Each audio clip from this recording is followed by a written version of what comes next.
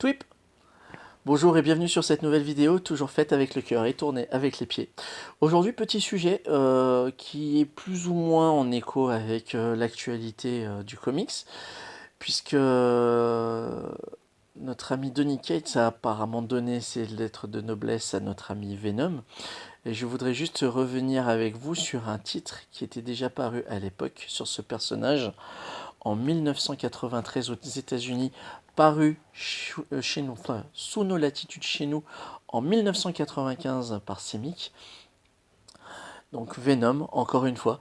C'était à l'époque scénarisé par David Michelini et dessiné pour le premier run, on va dire, par Mark Bagley, un dessinateur dont j'apprécie énormément le travail, car c'était notamment par lui que j'avais découvert Spider-Man dans Strange.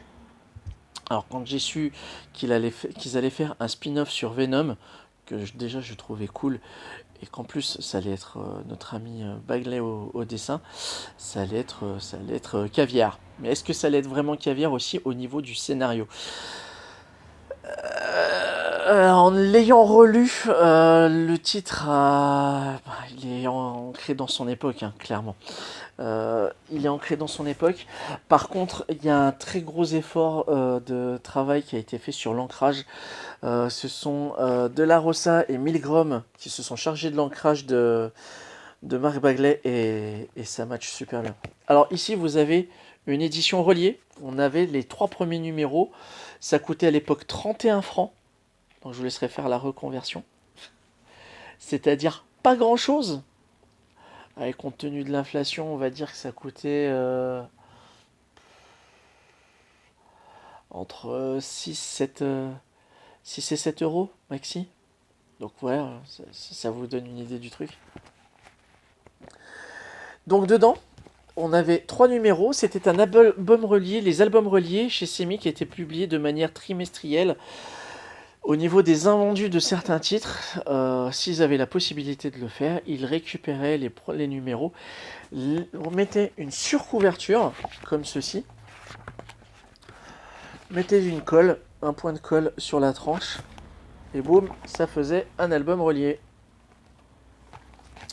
J'en ai quelques-uns des comme ça. Et du coup, vous voyez qu'en deuxième de couvre, on avait des bons de commande qui permettaient de compléter nos collections et de... Ah voilà, on avait du Strange, on avait du Titan, on avait du Nova, du Special Strange, on avait du Conan, du X-Men, du Hulk,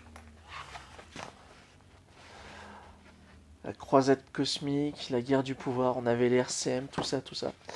Toute une époque, hein. Toute une époque. Une véritable manelette de Proust, cet objet-là. Donc du coup, on avait le numéro un. Moi, à l'époque, je l'avais à part celui-ci. Vous voyez, alors, on était à l'époque de la surenchère pour essayer d'appâter les lecteurs. Est-ce que je fais... Ah, voilà. Couverture brillante. Donc on avait le numéro un. On avait ensuite le numéro 2.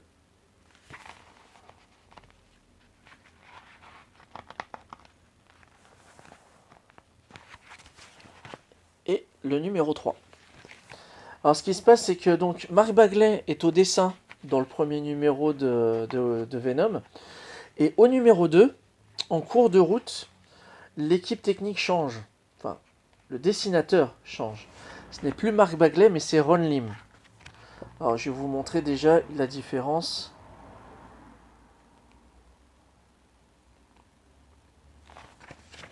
Mark Bagley, ça donnait ça.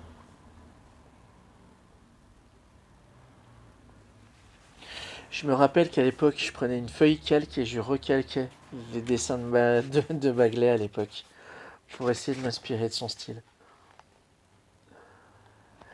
Et Ron Lim, alors Ron Lim, c'est celui qui a notamment travaillé sur la guerre du pouvoir et la croisade cosmique.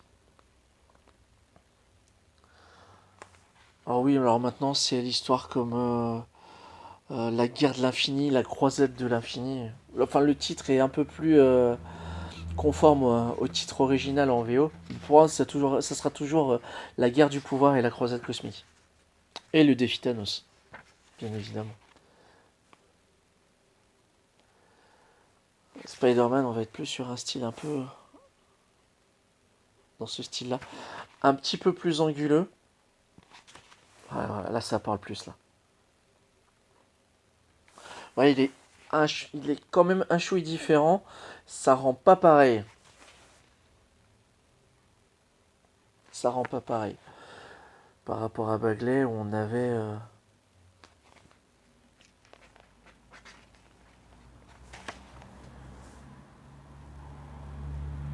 la petite pub pour Cyberforce en face.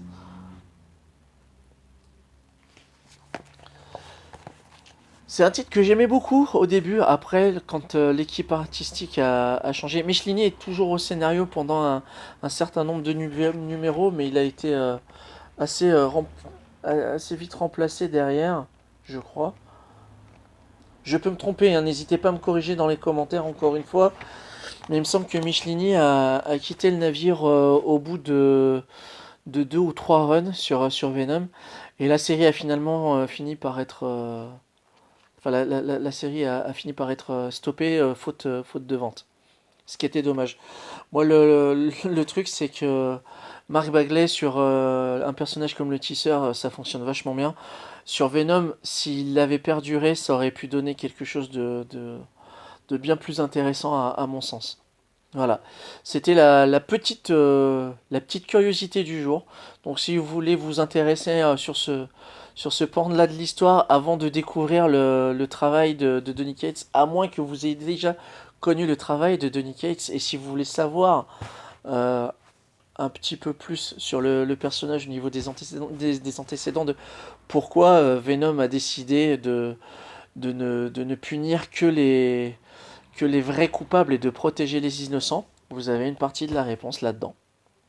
Ce qui est une prolongation de ce qui avait été posé dans la série régulière Amazing Spider-Man. Voilà, c'est tout pour cette vidéo. Merci de l'avoir regardée jusqu'au bout. Une vidéo, ma foi, assez courte. J'espère qu'elle vous aura plu. Et n'hésitez pas à réagir dans les commentaires si vous avez connu cette période de sémique avec les albums reliés, les versions intégrales. Si vous avez lu Venom et si vous voulez apporter un complément d'information, n'hésitez pas à en faire part dans les commentaires, à en faire profiter tout le monde.